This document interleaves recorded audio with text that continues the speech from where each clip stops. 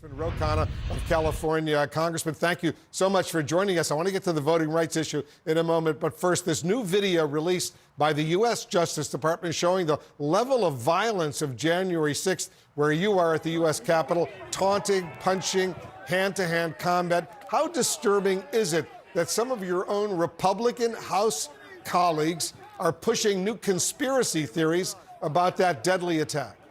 Wolf, it's appalling. I mean, you can't make this stuff up. They're accusing the FBI of committing insurrection without any basis of truth. The Republican Party has become a parody of themselves.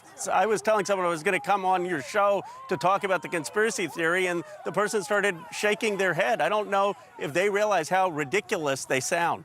Yeah, I mean, it is amazing what's going on. Let me turn to the key issue of infrastructure, which the country so badly needs right now. All of us know what's going on with the bridges and everything else and the roads. Senator Bernie Sanders is now proposing a get this, $6 trillion infrastructure plan, which he wants to pass without any Republican support. If moderate Democrats, let's say like Joe Manchin, were concerned with an even more modest price tag, how do you expect to win 50 votes on this? Well, Senator Sanders' plan is consistent with the plans that President Biden put forward. It has a robust commitment to climate. It has a robust commitment to building broadband and modern infrastructure. But we're willing to negotiate. The two places that we're not willing to negotiate is there can't be a tax on the working class, there needs to be a tax on the wealthy, and there has to be climate provisions in the bill. And if there aren't those let's talk about climate provisions for a moment. If there aren't, you'll vote against it? Is that what I'm hearing?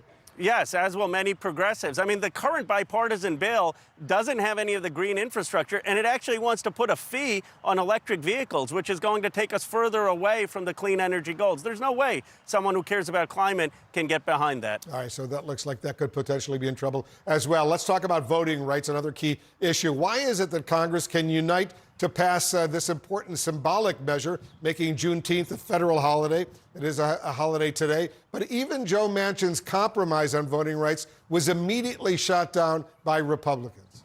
Well, I give Joe Manchin credit for outlining where he could be on voting rights. I give Stacey Abrams credit. And this should be something that can get Republican support. It shows the Republican hypocrisy. This is why we either need to do away with the filibuster or create a voting rights exception to the filibuster so that we can get this through. It doesn't have to be the whole H.R. 1. It doesn't have to be the campaign finance reforms, which I support. But at least let's get what Joe Manchin and Stacey Abrams can agree on through the United States Senate. The Senate Minority Leader, Mitch McConnell, as you know, seized on Stacey Abrams' praise of Joe Manchin's proposal. Does it concern you to see Republicans rallying their opposition around a leading black politician like Abrams?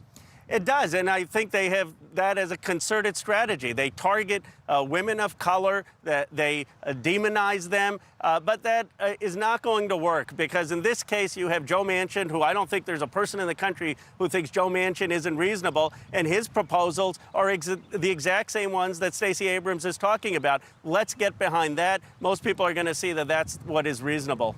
Bottom line, how much trouble does President Biden face now in getting his domestic agenda passed, not only in the House, but in the Senate?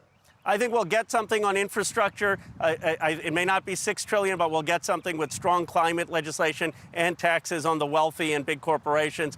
Where I'm more concerned is voting rights. I don't see a way forward without some reform of the filibuster or some exception to the filibuster. Congressman Khanna, thank you so much for joining us. Thank you. Just ahead, the latest.